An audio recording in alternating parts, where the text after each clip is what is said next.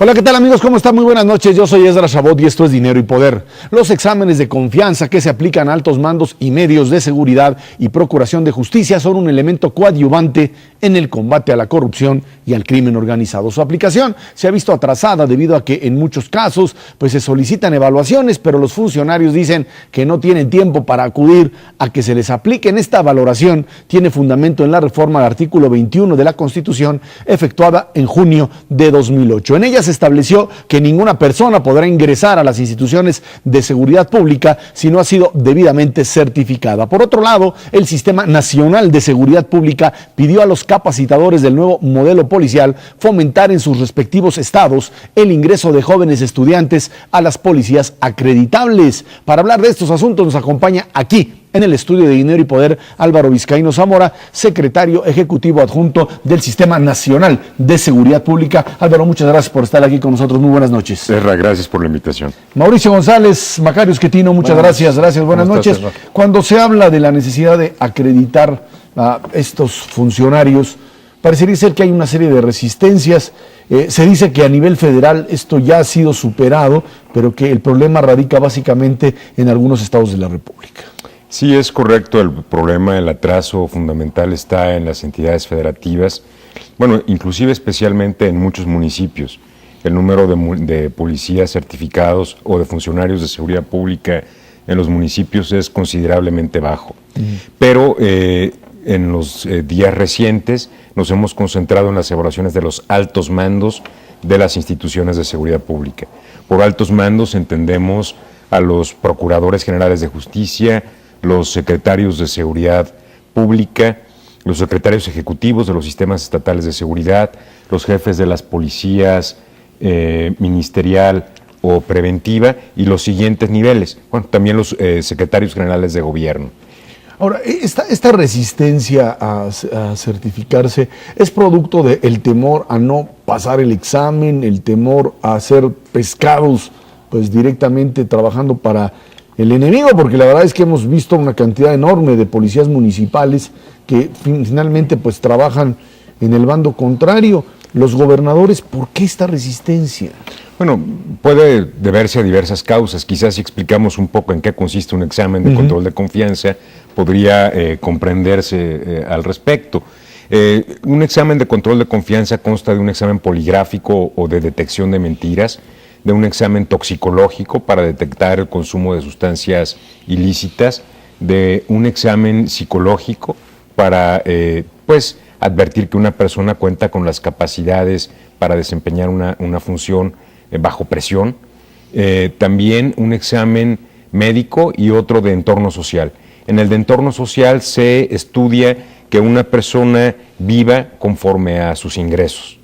Si una persona tiene 10 pesos en la cuenta y gasta 100, pues hay algo inexplicable, ¿no?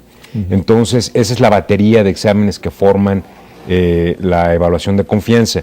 Las evaluaciones de confianza son una radiografía que permite tener un panorama de la situación de una persona en un momento determinado. No son un certificado que nos garantice al 100% la honestidad de alguien, pero sí permiten tener un índice muy alto de posibilidades de que una persona se conduzca conforme a la ley, conforme a principios, conforme a valores. ¿Habría algún indicador que nos podría decir que en la medida en que las policías son certificadas hay mayor eficiencia, o sea, disminuye el crimen?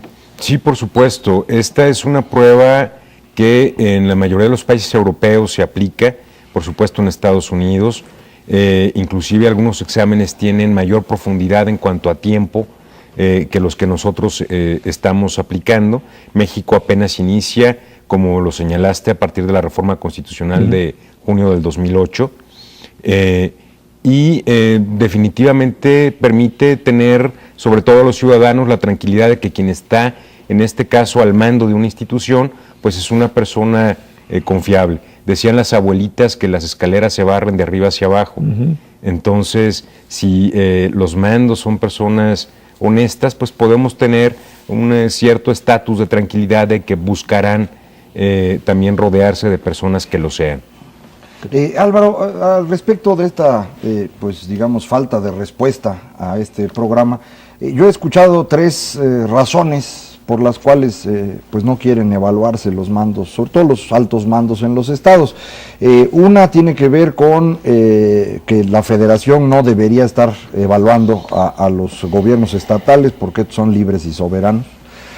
Otra dice que en realidad de nada sirven las pruebas porque usan ejemplos, por ejemplo, el señor Noé Ramírez Mandujano, que era un alto mando en Procuraduría y que pues resultó que trabajaba para los otros. Dicen pues había pasado pruebas y de cualquier manera pues no actuaba bien. Y una tercera es que dicen se privilegia el examen del polígrafo sobre los otros y pues ese examen del polígrafo no es muy certero. Con respecto a estas tres objeciones, ¿tienen ustedes alguna idea, una respuesta? Bueno, yo creo que son inexactas. En el primer caso, esta obligación está establecida en la Constitución Política de los Estados Unidos Mexicanos, en consecuencia aplica a la Federación, a los estados, a los municipios, a todos. Está también en la Ley General del Sistema Nacional de Seguridad Pública e inclusive en aquel Acuerdo Nacional por la Seguridad, la Justicia y la Legalidad que se firmó en 2008, que si bien no es ley, es un compromiso político en el que se estableció un plazo para evaluar a los mandos. Entonces, las leyes se aplican a todos. En el segundo tema, bueno, desconozco el caso específico de la persona que mencionas, pero me parece, Macario, que las evaluaciones, decías que se da demasiado peso al polígrafo, ¿verdad? Esa es una de las objeciones. La otra es que las pruebas realmente no ayudan mucho porque hay gente que las pasa y que de cualquier manera pues no es confiable. Bueno, decía yo que en el primer caso, que se da demasiado peso al polígrafo. No es así. Las pruebas se jerarquizan, se realizan unas primero y otras después. Por una razón de economía, si una persona no aprueba el toxicológico, pues ya no sigues aplicando el resto de las pruebas. Generalmente es de las primeras pruebas en aplicarse. Si una persona no aprueba el psicológico, bueno, pues entonces también ya no continúas. Usualmente polígrafo, psicológico y toxicológico son las primeras pruebas en aplicarse, aunque no necesariamente en ese orden.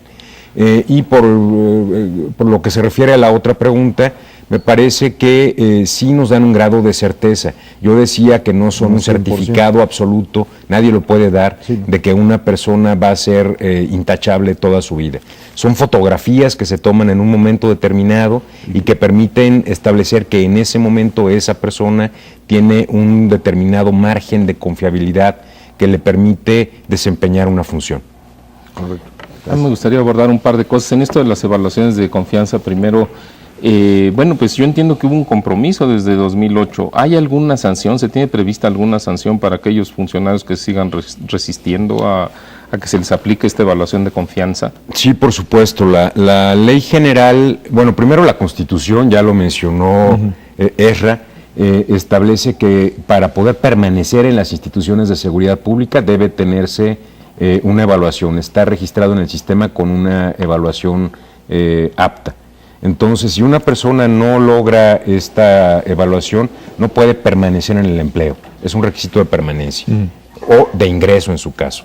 El segundo... Pero hay una tercera parte yo entiendo, aún con los que, digamos, se cumplieron los requisitos en estos últimos días, todavía hay como una tercera parte de los funcionarios a nivel estatal que no han cumplido. Es cierto. El Consejo Nacional de Seguridad Pública, que es la máxima instancia de seguridad en el país y que agrupa a los gobernadores de los estados, al presidente de la República, por supuesto a los presidentes de las conferencias nacionales de seguridad pública, de procuración de justicia, de seguridad pública municipal, puede establecer entre las sanciones la suspensión de recursos federales a las entidades federativas que incumplan o a los integrantes del Consejo que incumplan con las obligaciones que establece la ley.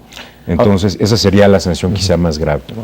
Yo entiendo que estas evaluaciones son de confianza, como se ha estado comentando, no tanto de habilidades. Y también creo que se hizo una invitación o está haciéndose una especie de promoción o un intento por reforzar a los cuerpos policíacos con jóvenes más preparados, inclusive con jóvenes universitarios. No sé si tienen firmados ya algunos convenios en ese sentido, pero ¿cuál sería el sentido o la ventaja de tener, le voy a llamar, policías universitarios o jóvenes participando en los cuerpos policíacos con estudios es profesionales? Correcto. Lo explico brevemente. Se estableció en el presupuesto de egresos de la Federación para el 2011 un subsidio que la Federación otorga a las entidades federativas, en principio por 2.400 millones de pesos, pero podría llegar a ampliarse hasta 3.200 millones de pesos. Esto sería un tope de hasta 100 millones de pesos por estado. Cada entidad federativa con este monto puede crear una unidad, modelo, un módulo de policía estatal. Hablamos de módulos de 421 elementos. Estos 421 elementos por entidad federativa, en el caso de las más grandes, o 297 o 210, en el caso de medianas o pequeñas, puede además cuenta con un plan de implementación que incluye un modelo de formación inicial de acuerdo a el sistema de policía que ahora ordena la Ley General del Sistema Nacional de Seguridad Pública. Este sistema de policía es un sistema que se conoce como terciario. Divide las unidades de policía, estos 421 elementos, en 3 grupos. El principal componente numérico está en lo que se conoce como el área de operaciones o el área de reacción o de despliegue territorial. Para formar parte de esa unidad se requiere gente que tenga estudios de educación media, nada más. Digamos que, y esa es la policía que usualmente identificamos, ¿no? En el segundo componente está la policía de investigación. Y para formar parte de esta unidad se requiere un perfil de educación media superior. Preparatoria, pues. Preparatoria. Y después está el área de análisis táctico, que en números son menos, pero que se requieren estudios universitarios. ¿Por qué? Porque esta policía busca ser una policía de investigación científica del delito. Una policía, como lo ordena ahora la reforma constitucional que nos impera adoptar un sistema penal acusatorio que se basa en la criminalística, en la criminología, en la victimología y, en los estudios de gabinete, de laboratorio, en sistemas de cómputo, en cruce de información de bases de datos. Para eso se requieren universitarios, se requieren expertos en informática, en telecomunicaciones, en química, biología, genética, etcétera. Y en estos grupos especiales de investigación y tácticos, el avance va más o menos igual que lo demás, porque pues si nos falta la mitad de las evaluaciones, estos grupos no están avanzando. Debo decir 2 cosas. Primero, que en materia de evaluaciones tuvimos en la última semana del informe que hizo Alejandro Poiré y Juan Miguel Alcántara el 16 de mayo, tuvimos un avance de más del 10%. Pasamos de 198 altos mandos del país evaluados a 239. O sea, la ventaneada sirvió de algo. Sí, se asustaron, como quien dice. Sí. Del 52% avanzamos al 63% y seguimos recibiendo solicitudes de evaluación. Ayer en la noche llegaron las solicitudes de Yucatán, que era uno de los estados más atrasados, y al momento solo Nayarit no ha dado color, no contesta, no responde Nayarit. Están en elecciones. No han evaluado a nadie todavía. ¿El Estado de México avanzó finalmente? El Estado de México, que no tenía a nadie evaluado, ya tiene a todos programados para evaluación. Eso, que seamos parte del compromiso. Es un buen avance y hay estados que ya lograron el 100%. El único era Nuevo León, ahora ya están con el 100% también Puebla, Guanajuato y Tlaxcala. Y hay algunos estados que están a punto de alcanzar el 100%, como Baja California, Chiapas, Coahuila, el DF, Durango, Morelos, Querétaro, Sonora, Veracruz y Zacatecas. Están a punto de lograr ya el 100%. ¿Supondrían ustedes finalmente que una vez evaluado la totalidad o casi la totalidad, podríamos en un periodo relativamente corto ver una modificación importante en términos de la capacidad de infiltración del crimen organizado en las policías? Son muchos componentes y muchas tareas en las que tenemos que trabajar. La evaluación del personal es una, la profesionalización es otra, el equipamiento tecnológico es otro campo. La prevención del delito es un tema fundamental. No todo se resuelve con policías, con armas, con patrullas, con pistolas. Lo que necesitamos también es invertir más en prevención del delito. Ese tema también llegó por primera vez a la Constitución en el 2008 y este año por primera vez se ordena que el 10% del subsidio que la Federación otorga a municipios se destine a materia, al tema de la prevención social de la violencia y el delito, a la reconstrucción del tejido social. En todo caso, digamos que la tendencia sería tratar de ubicar una disminución importante del delito y después entrar en este proceso que es muy largo de reconstruir tejido social y a partir de eso ver otras cifras descendentes, ¿no? Es un trabajo muy complejo que en pocas palabras implica el fortalecimiento de las instituciones. Las instituciones se encontraban muy débiles. Es increíble que antes del 2008 no existiera la obligación de evaluar en control de confianza. Nuestro sistema de justicia de papel, lento, engorroso, ineficiente, que veníamos arrastrando ya de muchos años, era necesario cambiarlo a un sistema penal acusatorio. Déjenme ponerlo así, México tenía un retraso de más de 15 años respecto del resto de Latinoamérica en cambiar el sistema de justicia de los modelos escritos a los modelos orales. Pero más allá, que así lo ubica la gente más por el juicio oral, implica desde la policía.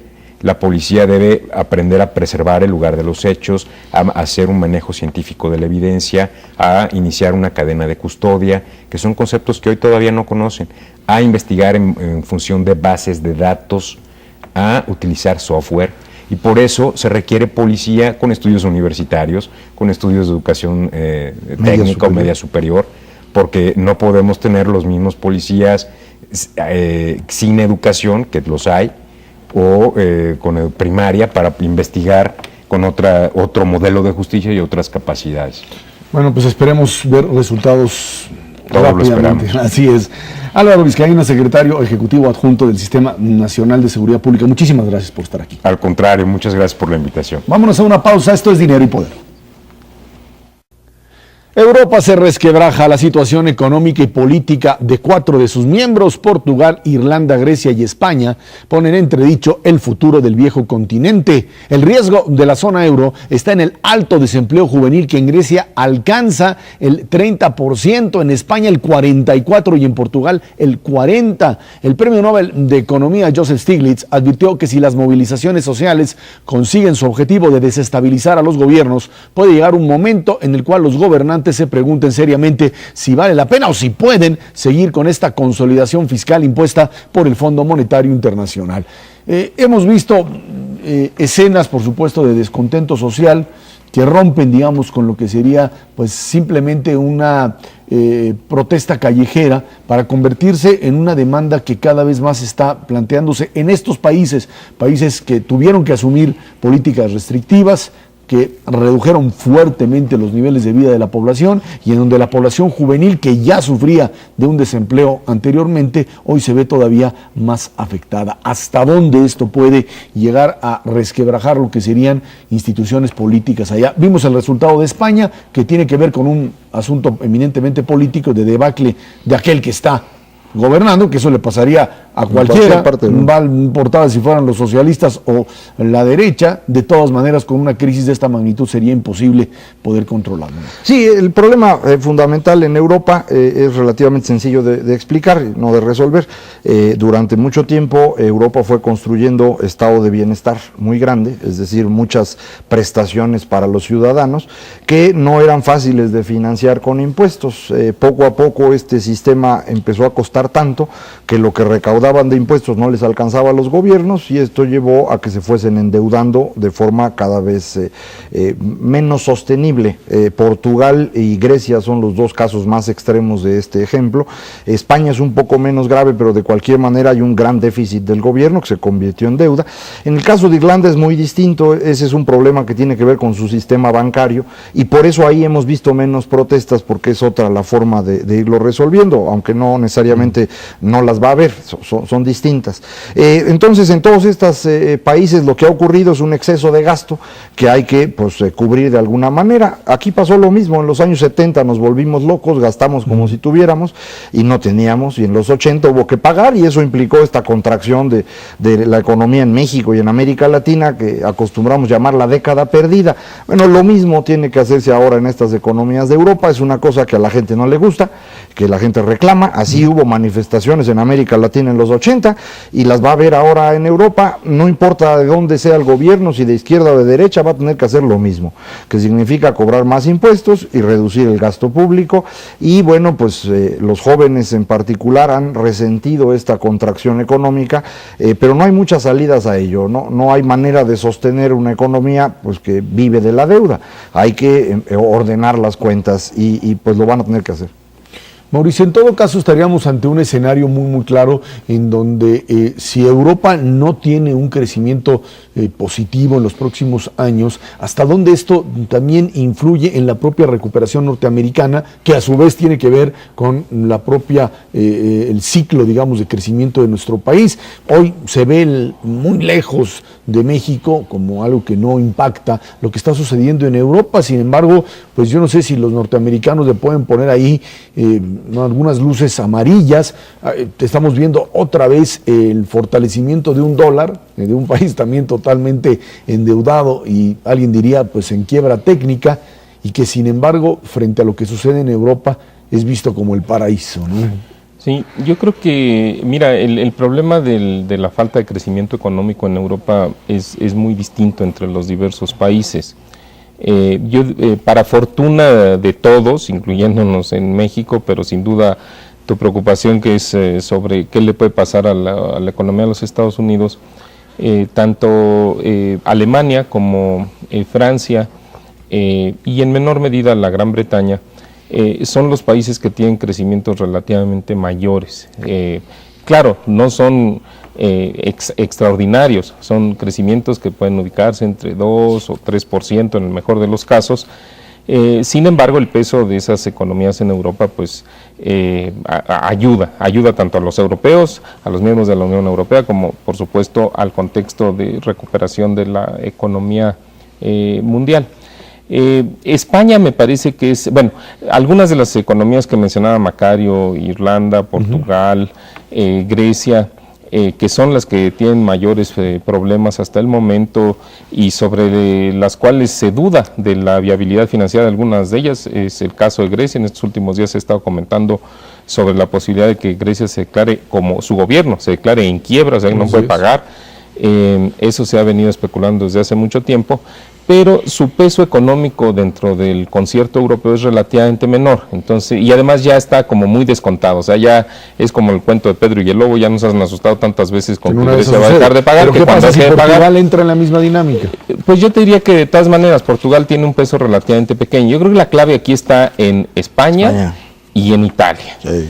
Italia ha tenido un crecimiento en la década de 0.1% en promedio, o sea, cero. Estaban muy animados porque pensaban que este año podían crecer alrededor de 1% y eso pues ya es muchísimo para ellos. Les acaban de bajar el grado de calificación, los acaban de poner en revisión algunas de las calificadoras, porque aunque tienen una buena calificación, que es creo que es un grado de A+, pues están entrando en dificultades para pagar su deuda. Pero el caso de los españoles, Macario decía que es un exceso de gasto. Yo creo que en el caso de España no es exactamente así. Efectivamente hay un estado de bienestar, pero el problema español ahorita es que su sistema financiero está para todo efecto práctico quebrado. Y no solamente quebrado, sino que las pérdidas del sistema financiero son más grandes que el capital de las instituciones financieras. Eso quiere decir que o los depositantes ponen una parte de la pérdida o el gobierno pone una parte de la pérdida. Pero a ver, este asunto de bancos quebrados le sucedió primero a Islandia, luego a Irlanda, luego volteamos otra vez al caso español, ¿sí? Y algunos otros. ¿Es un error de quién? ¿Quién se equivocó? ¿Los gobiernos de los estados? ¿El propio capital financiero que apostó a cosas que no tenía con qué sostenerlas? ¿Por qué los bancos truenan? Pues nos sucedió a nosotros en el 95. Truenan porque das crédito de más, lo das de manera descuidada lo das cuando hay una efervescencia, por ejemplo, en el caso de España, en el mercado inmobiliario, los precios de las casas van para arriba, es fácil obtener un crédito hipotecario, la gente compra una segunda, una tercera propiedad. Llega un momento cuando esa burbuja revienta que las propiedades valen menos que los créditos, y en ese caso la gente deja de pagar. A lo mejor aquí vale la pena detenerse un momento. Nosotros estamos acostumbrados a pensar que cuando uno compra una casa o un departamento, está uno invirtiendo en algo que siempre va a valer más. Eso es una creencia general. Esto no es cierto. Esto puede ocurrir, pero puede no ocurrir. Si todo mundo empieza a comprar casas y estas empiezan a subir de precio, pueden subir más allá de lo lógico, digámoslo así, y esto es una burbuja inmobiliaria. Eso pasó en Estados Unidos, en Inglaterra, en España, y cuando de pronto la gente se da cuenta que las casas en realidad valen menos y empieza a tratar de venderlas todas rápido, se cae el precio y los créditos que se habían contratado, digamos, en una casa que valía supuestamente 1 millón y ahora vale 500, pues los otros 500,000 pesos ya se evaporaron, son pérdidas y el banco ya perdió ese dinero, no lo puede recuperar. Esto es el problema que están viviendo esos países. Esto es importante considerarlo porque a veces parece muy absurdo cómo es posible que se pierda dinero en bienes raíces. No, sí se puede perder. A ver, pero ¿cuál es la diferencia entre países como Alemania y Francia, o bancos alemanes o franceses? Es que esos bancos prestaron a los españoles, ese es el problema que tiene Alemania. Resulta que cuando uno ve en dónde colocaron su dinero los bancos alemanes, pues tienen mucho dinero en Grecia, que ya fueron sacando como pudieron, un poquito en Portugal, y tienen un montón en España y en Italia.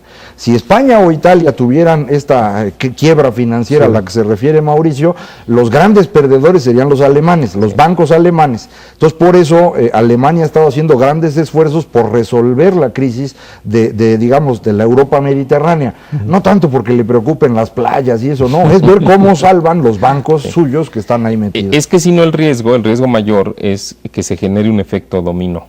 Y si se genera un efecto dominó, entonces una de las posibles consecuencias o riesgos adicionales es que los países de Europa se separen económicamente, truene el euro, cada país dice yo voy a regresar a mi moneda propia, y en eso sí generaría una incertidumbre y un ruido financiero internacional muy grande que sin duda nos pegaría a nosotros, les pegaría a los Estados Unidos. Y yo creo que ese es el proceso. Los españoles, ya para finalizar, han reconocido, el presidente Zapatero, que no dimensionó bien la crisis, no actuó a tiempo y las medidas que utilizó no fueron las adecuadas. Pues sí, pero por eso ya tiene ahora las manifestaciones que ya tiene. Ya le costó políticamente, ¿no? En las elecciones locales. Porque ya dijo que no va a adelantar las elecciones, pero tampoco va a participar en las que vienen. O sea, de cualquier manera él se va. Y ahí el que viene, al que limpie como pueda. Aquí la clave del asunto es que va a ser Alemania.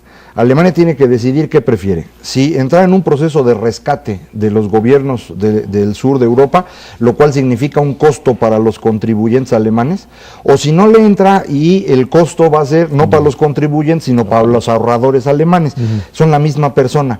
¿Cómo es preferible administrarles el costo? ¿Vía ahorro o vía impuestos? Eso es lo que va a decidir la señora Merkel, que es la relevante en esto. Ahora, pegarle directamente al ahorrador implica también una forma de asustar directamente a cualquier inversionista de poner el dinero en eso. Así es, y por eso también en Alemania el partido gobernante está empezando a perder elecciones, y vamos a ver si la señora Merkel es tan buena como parece y logra librarla, ¿no?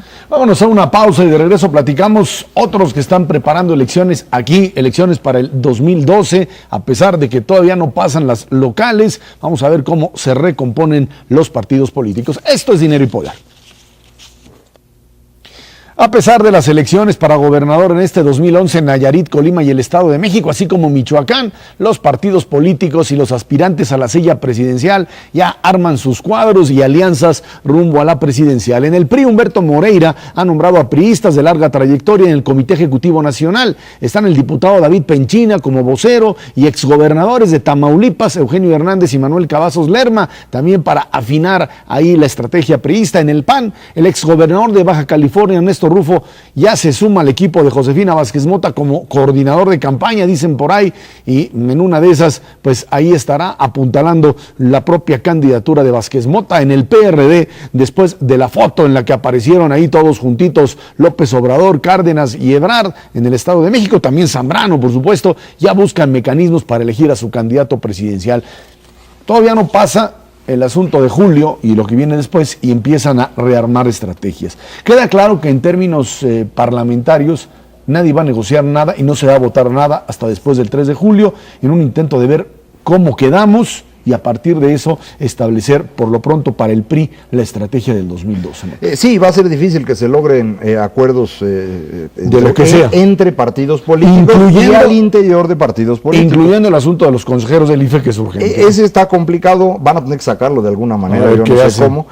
La reforma laboral, que esa la tiene el PRI, bueno, pero la tiene el PRI solito, la puede sacar solito en Cámara de Diputados y ya se atorará en senadores. No va a ser fácil que se logren estos acuerdos porque efectivamente ya empiezan a configurarse las campañas. A mí sí me sorprendió la decisión en el PRI de invitar a estos dos exgobernadores de Tamaulipas que pues no creo que tengan una trayectoria pues tan buena como para aprovecharlos políticamente. Yo creo que más bien son costos para el PRI estos dos gobernadores de Tamaulipas, que en particular Eugenio fue muy mal gobernador, se deterioró mucho el Estado, pero ellos lo han de evaluar de una manera distinta y piensan que pueden ganar con su presencia ahí. En el caso del PAN, anuncio más o menos espectacular el regreso de Rufo a la política. Él había estado prácticamente ausente de la política, incluso dentro del PAN, desde que dejó la gubernatura. Entonces este regreso pues suena muy llamativo, una fuerza pues no digamos cercana al presidente de la República, pero que estaría apoyando a Josefina Vázquez Mota. Y en el caso del PRD, después de la foto prácticamente ya no hubo nada. Es decir, sí hubo la foto de Cárdenas, López Obrador y Marcelo. Que fue un gran logro para Alejandro Encinas. Muy buena, muy interesante y todo, pero fue la única foto.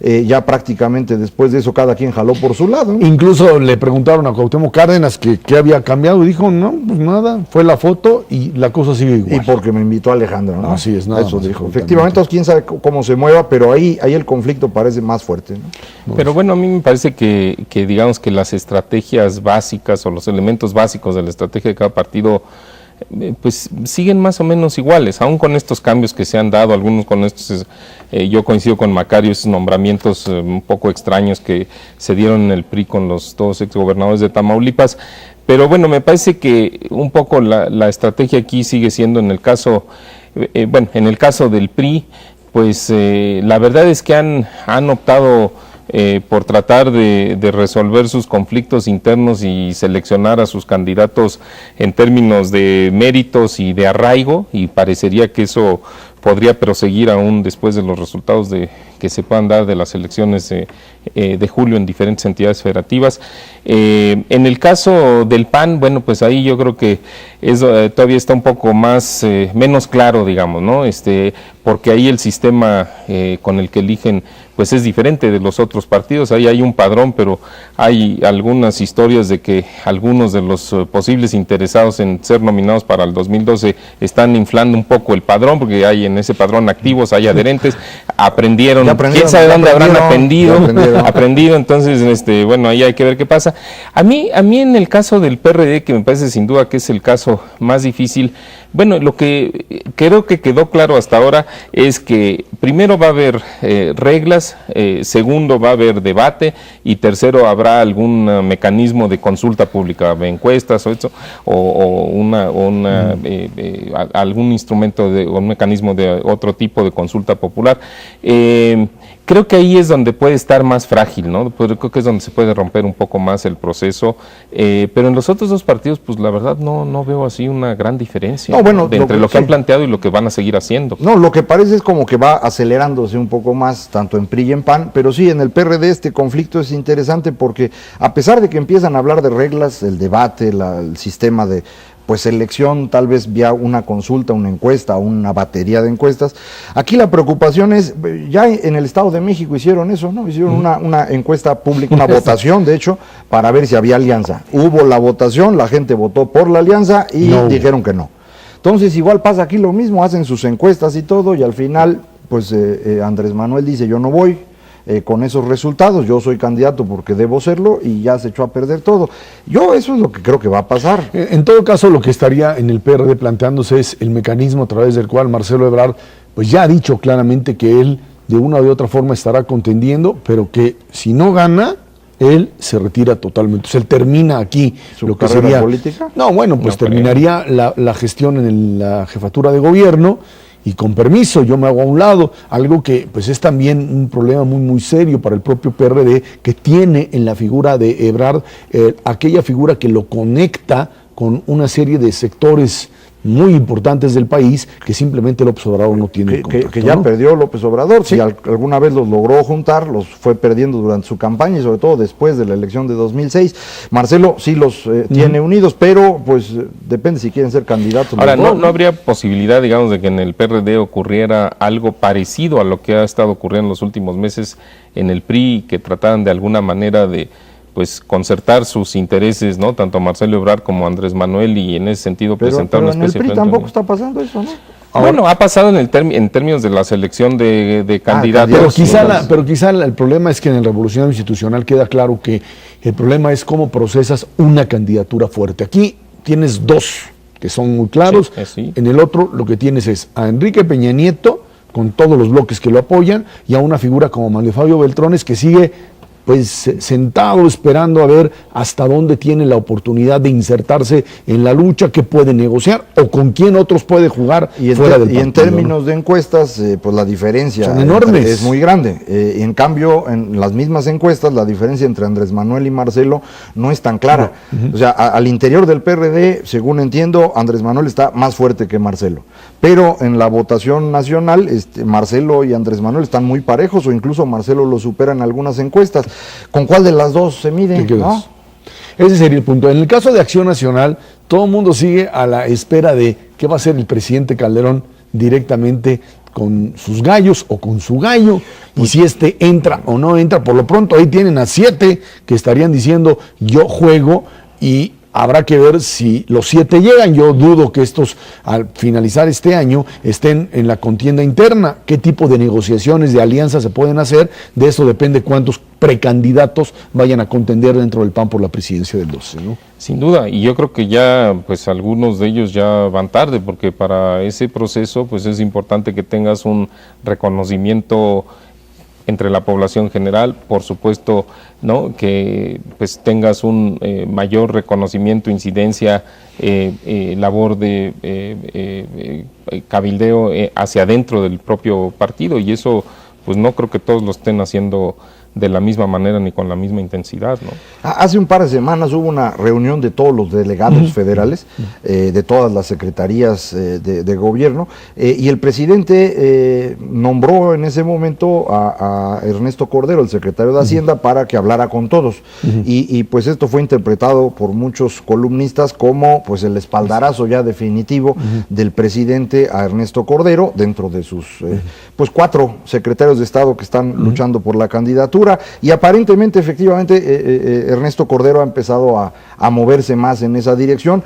Está muy rezagado en términos de conocimiento en la población, pero bueno, pues la posición de la Secretaría de Hacienda ayuda. Me imagino que esto pues le permitirá ir creciendo en los próximos meses, pero sí ya están bastante atrasados, ¿no? El problema en Acción Nacional es que la voz del presidente de la República no es una voz definitiva. No. Esto es distinto a lo que sucedía anteriormente PRI, con el PRI. Lo vimos con un Vicente Fox que apoyó a Santiago Krill, y la estructura de Felipe Calderón y las relaciones lo vencieron. En este momento pues también estaríamos viendo hasta dónde es cierto. Quizá Felipe Calderón, alguien que conoce más al PAN de lo que Fox conocía al propio partido y tenía los contactos, pero ahí el problema yo creo que radica en quién puede enfrentar al PRI directamente para el 2012 y tiene la capacidad para vencerlo, a partir de lo que hemos visto hoy todavía de una maquinaria priista que, como decías, Macario, pues ha sido muy cuidadosa ya en los últimos tiempos de tratar de evitar rupturas, salidas, y ahí el problema es cómo procesan a Manuel Fabio Beltrones como parte del propio proyecto, ¿no? Sí, esta presencia de Manlio, que pues quiere ser candidato del PRI, pero sí está muy rezagado, el riesgo de que se vaya, como ha ocurrido ocurrido en las elecciones anteriores. Yo insisto que el PRI tiene un problema estructural muy serio que no le permite mantenerse unido en la campaña presidencial, que esto se reproduce en los estados. En muchos estados, a la hora que el PRI designa un candidato, pues se sale otro, y si hay alianza, ahí se coloca, y a veces gana, a veces no, pero sí hace mosca. En el presidencial, pues no han logrado mantener la unidad. En el 2000 la Bastida no pudo mantener la unidad, perdieron. En 2006 Madrazo todavía menos, perdieron más gacho, y yo no sé si para 2012 van a lograr mantener esta unidad. No es nada sencillo, según yo es un problema estructural y no es posible, pero el PRI cree que sí. Vamos a ver qué logran, ¿no? Bueno, ahí están los escenarios de los tres partidos. Veremos qué pasa el domingo 3 de julio, en donde también los resultados pueden cambiar las estrategias internas de cada uno de los partidos políticos para la grande. Vámonos a una pausa y de regreso platicamos con ustedes el crecimiento del Producto Interno Bruto de México, retrocesos y algunos avances que podrían dar sorpresas para finalizar el año. Esto es Dinero y Poder. El Producto Interno Bruto del país creció 4.6% en el primer trimestre del año, cifra menor a la esperada por especialistas y el propio Banco de México, quienes pronosticaban el 5% de repunte. A pesar del menor nivel que observó el PIB, la expectativa de crecimiento al cierre de 2011 por parte del gobierno es que crezca 4.3%, cifras que de una o de otra manera pues empiezan a alejarse del famoso 5%. Los pesimistas, que aquí hay dos de ellos, aquí muy bien representados. No, hay que confundir el pesimismo con el realismo. Bueno, esos son, pero sí, dicen que los optimistas, ¿qué son? Pesimistas con falta de información. Bueno, pues sí, la verdad es que llegar arriba del 4.5% representaría para México un gran logro en este año, e incluso previo a la elección presidencial, como una forma de pues brindarle a los candidatos oficiales, a los candidatos del gobierno, una carta que presumir en el 2012, ¿no, Macario? Sí, yo creo que si pudiéramos mantener un crecimiento superior al 4 este año y el año próximo, el gobierno llegaría muy bien a las elecciones. Puede ser 4.1, 4.3, 5. No, aquí 5, el asunto es ver es... si hasta dónde puedes llegar. En el arranque del año, los primeros 2 meses habían sido incluso mejores a lo esperado. Se nos cae en marzo mucho el movimiento económico. Hay que recordar que buena parte del crecimiento que tuvimos desde 2010 está asociado a un mayor ritmo de exportaciones. Ya lo habíamos platicado varias veces aquí. Durante la crisis en Estados Unidos, parte de la producción se mueve a México, en particular automotriz, y esto nos permite un mayor crecimiento. Sin embargo, conforme el dólar recuperó su tendencia devaluatoria, o si lo vemos al revés, el peso se estuvo revaluando, este ritmo de crecimiento de las exportaciones empezó a frenar, y ya marzo ya no fue un mes tan bueno, y el resultado que vemos ya del PIB al primer trimestre, pues sí es inferior a lo que se esperaba. Vamos a ver qué ocurre en el resto del año. En abril tuvimos también un peso muy fuerte, ya mayo un poquito menos, pero aún así me parece cuando el peso empieza a estar abajo de 12.50 por dólar, ya no es una ayuda para las exportaciones, al contrario, empieza a obstaculizar. El problema es que no tienes posibilidad de manipular ese tipo de... No hay por qué manipular el tipo de cambio, pues tienes las tasas de interés. Si bajas tantito la tasa de interés en México, solito se corrige el tipo de cambio. A cambio puedes tener presión inflacionaria. Bueno, así es la economía, mueves una cosa, descompone otra. Eso es correcto, pero no, yo no siento que sea el tipo de cambio realmente el que esté haciendo la gran diferencia. Sí tiene el efecto... No ha habido todavía. No ha habido cambio de tipo, porque hay cambio de tendencia. Sí tiene consecuencias en el sentido que apunta Macario, pero en términos de magnitud yo creo que todavía no le podemos asignar ese papel. Las cifras del primer trimestre efectivamente estuvieron abajo del 5%, 4.6% es la cifra que reportó el INEGI, pero no es mala, la verdad no es mala. En algún momento yo creo que el gobierno lo que hizo fue cuentas alegres y ya empezó a hablar de que podría crecer la economía cerca de 5%, pero había otras voces que diría pesimistas. Yo creo que no es el caso, que más bien apuntábamos aquí va a estar cerca del 4% e inclusive ligeramente por debajo. Y el factor es fundamentalmente la desaceleración que ya se preveía para los Estados Unidos, que algunas cifras de esta semana nos han confirmado que la producción industrial se ha ido desacelerando poco a poco. Nosotros estamos íntimamente ligados a lo que sucede en ese rubro, particularmente en la industria automotriz, en la industria de la electrónica, y es por esa razón que no estamos viendo o que no vimos un crecimiento mayor del 5%, y yo creo que no lo vamos a ver en ninguno de los trimestres que resta del año. Pero hay noticias buenas, o sea, en la parte industrial, la economía en manufacturas creció más del 7%, la verdad es que no es nada mal en este primer trimestre. La construcción que todavía al cierre del año pasado tenía cifras de caído, estaba para llorar literalmente, creció un 4.9%, quiere decir que ya ahí sí cambió la tendencia y la perspectiva es favorable. Si nos vamos al caso de los servicios, el crecimiento del comercio el primer trimestre fue de 9,5% y las ventas de comercio pues no estuvieron, la verdad, nada mal. El crecimiento de los sectores, por ejemplo, ligados a medios de comunicación, crecimiento de más de 7%, bueno, las campañas políticas ayudan, pero sin duda es un buen crecimiento. El de los servicios profesionales arriba de 6%. O sea, yo creo que hay varios indicadores que tanto por el lado de la exportación como por el lado del mercado interno nos dicen que el crecimiento económico está diversificado, eso es bueno, nos dice que avanza a pasos razonablemente sólidos, que se va a mantener la actividad económica el resto del año y previsiblemente para el año entrante. Y bueno, si nos quedamos ligeramente abajo del 4%, pues mira, creo que tampoco va a ser tan malo, ¿no? El problema aquí radica básicamente en si es posible hacer compatible algún tipo de medidas propias del gobierno que pudiesen elevar un poco. Ya nos quitamos de encima este asunto de reformas que no van a suceder, pero se dice un ejercicio quizá mucho más eficiente del propio gasto gubernamental, medidas que pudiesen en algún momento pues reducir la enorme cantidad de todavía regulaciones que hay. Hay ciertos puntos técnicos que si se manejan correctamente esto daría la posibilidad de crecer más e incluso de generar mayor cantidad de empleos, ¿no? Yo sigo sin creer en eso. ¿No? Es decir, yo creo que si queremos cambios en serio tiene que ser en reformas de fondo. No los va a haber. No. Las cosas que puede hacer el gobierno en materia de desregulación, pues el gobierno federal ha desregulado un montón. Lo que hoy estorba mucho a la operación de las empresas son regulaciones locales, estatales y municipales, y esos no se mueven ni de milagro, ni gobernadores ni presidentes municipales, entonces ahí no va a pasar nada. Si el gobierno pudiera hacer que creciera la economía con un ejercicio del gasto, pues eso solamente ocurre cuando el gasto es deficitario, y ese es el problema del que ya hablábamos hace rato de España, Irlanda, etcétera. Si uno gasta además, pues va a haber problemas, y México ya está en un proceso de déficit del gobierno, que no es muy grande, está en niveles manejables, pero ahorita tratar de incrementar ese déficit nos puede empezar a meter en problemas innecesarios. 4% no es una cifra mala. Si hubiéramos crecido al 4% desde 80 para acá, pues sería una economía del doble del tamaño que tiene hoy, entonces tampoco es tan grave, ¿no?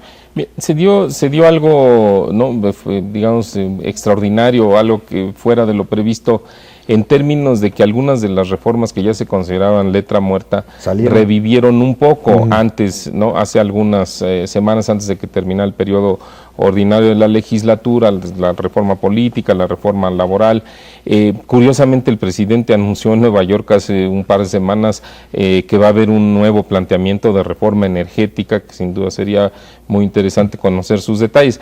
Yo a lo que voy es que hablábamos hace rato sobre cómo los resultados de julio, los resultados electorales, podrían cambiar la estrategia en algunos partidos. A lo mejor, la verdad es que si lo hicieran las cosas, reflexionando sobre las consecuencias, podría haber apertura para una negociación de algunas reformas a partir de la legislatura de septiembre, en donde las fuerzas opositoras, en este caso el PRI, apoyaran algunas de las reformas que ha planteado el propio Ejecutivo en su propio beneficio, con miras al 2012, no van a ser como por ser almas caritativas. Y de hecho, para que puedas acusarme de pesimista sin información, en realidad hay una información que sí nos hace ser optimistas. La ley de competencia sí salió. Sí. Y esa ley en el mediano plazo es un cambio muy, muy relevante. Si eso va a romper monopolios, no los rompe hoy, tarda un ratito en eso ocurrir, pero ya empieza a tener que actuar de manera distinta estos grandes empresarios. Si la reforma laboral pudiese salir ahora en septiembre, octubre, simplemente porque el PRI tiene mayoría en la Cámara y es reforma de ellos, pues eso permitiría mejorar la contratación y el despido y hacer más eficiente el mercado. Entre esas dos reformas en el mediano plazo estás hablando pues, de 1 punto más de crecimiento cada año. Eso ya es una cantidad importante. Una de las preocupaciones, hablando de déficit, es este asunto de la deuda de los estados. Coparmex, a través de su dirigente, planteaba claramente que hoy pues todavía no es un problema la deuda que se está pidiendo, pero que si la tendencia continúa y no hay mecanismos, podremos tener en el mediano plazo algún tipo de problema serio. Y esto básicamente porque se dice, pues no hay controles con respecto a lo que los gobernadores pueden pedir. Pero yo creo que se está exagerando, Israel, en las cifras, porque sí, fíjate, y esto obedece a que la deuda de los estados y municipios creció 50% entre 2009 y 2010 y más o menos otro tanto, el año pasado creció 50% y el antepasado, entre 2008 y 2009 más o menos también 50%. Entonces da la impresión de que está desbocado y eso no es correcto. En primer lugar, la deuda de los estados representa menos del 2% del Producto Interno Bruto. O sea, a pesar de que ha crecido, sigue siendo relativamente pequeña. Estamos hablando de una deuda del sector público federal de cerca de 40% del PIB, ahí se logra dimensionar. Entonces, creo que eso da una mejor idea de las cosas. Segundo, también hay que tomar en cuenta que ese crecimiento no es porque todas las entidades federativas se estén endeudando, sino que son algunas que efectivamente pueden abusar. A mí me parece que ahí sí hay un riesgo de que se empiecen a tomar medidas de carácter general que impidan que algunos estados utilicen la deuda para propósitos de inversión en infraestructura, inversión en instalaciones para proveer servicios de carácter social, pues por así que paguen justos por pecadores, ¿no? Y que otros estados que se endeudaron excesivamente, pues son los que realmente tienen un problema, pero en lo particular. Sí, no es un problema nacional, es un problema para ciertos estados que tienen una deuda que tienen que pagar con participaciones federales y que ya se les acabaron. Entonces, bueno, pues eso es lo que hay que resolver en cada estado. Lo que hay que hacer es muy sencillo, hay que empezar a exigirle a los gobernadores, no nomás exigirle todo al gobierno federal que ni puede hacer nada. Pero exigirle además a partir del principio de rendición de cuentas, porque una buena cantidad de estos recursos simplemente se pierden, no hay mecanismos de control, se dice que la Auditoría Superior de la Federación no hay quien los controle y a partir de eso pues difícilmente podremos también eventualmente controlarlos. Un gobernador así vuelto loco puede disparar esto. Imagínate, 32. Macario Schettino, Mauricio González, muchísimas gracias. Gracias a usted que nos ve y nos escucha aquí todos los martes en 11 TV México, Dinero y Poder. Estamos en la radio, en Noticias MBS, en el 102.5, de lunes a viernes de 5 de la tarde a 7 de la noche. Muchísimas gracias y muy buenas noches.